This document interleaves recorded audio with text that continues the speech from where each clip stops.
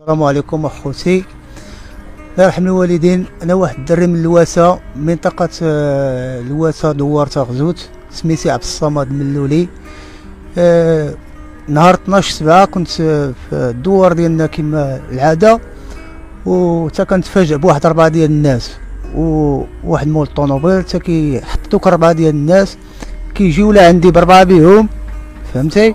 كيوقفوا عليا، واحد ضربني بالحاره فيهم العيني والاخرين بقاو كيشيروا، واحد ضرب بوحدو، سمعتي؟ وانا راه عندي كلشي الاخر، الوراق ديالي وسميتو شهاده طبيه ديالي وتقرير الانعاش 3 ايام، باش 3 ايام وانا في الكوما.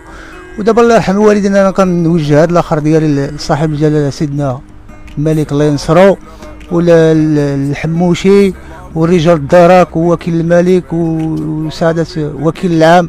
كنطلب منهم مجهود كبير باش يشدوا لنا الدراري. لحد الساعه راني مازال انا ما حتى واحد فيهم ما تشد، وكنطلب منهم المزيد من الاخر باش يشدوا لنا هاد الناس، حيت انا راه هاد الساعه راني انا نكذب عليكم اخوتي، راني مرض نفساني، امي كذلك، وخوتي ما كاين حتى شي واحد، وراه حنا في واحد الحاله بوحده اخوتي.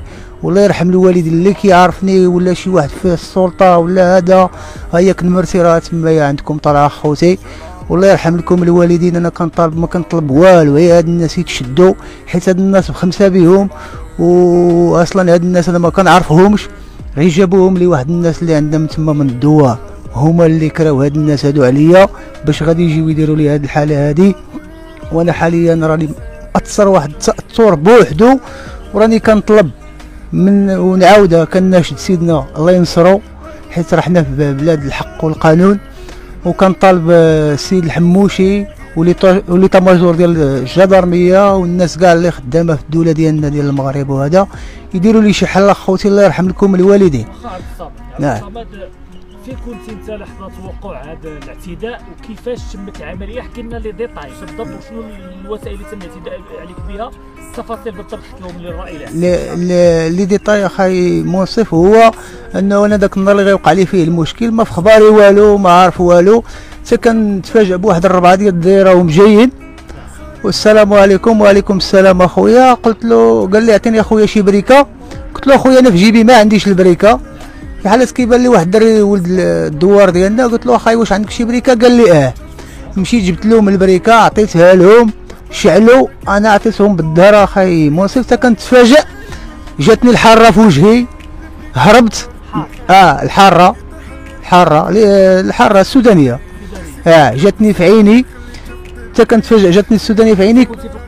لا كنت انا غير دايز من حدا القهوه، في القهوه، حيت انا القطار اللي تضربت بالسودانيه راني هربت لداخل القهوه. كانوا غير شي دراري قلال ودراري صغار وتخلعوا وهربوا. ما فاش حنا ديك الحاله اصلا حنا ولاد العروبيه ما عمر شفنا ديك الدائره اخاي منصف. الجناوه كبار، ب4 جناوه كبار.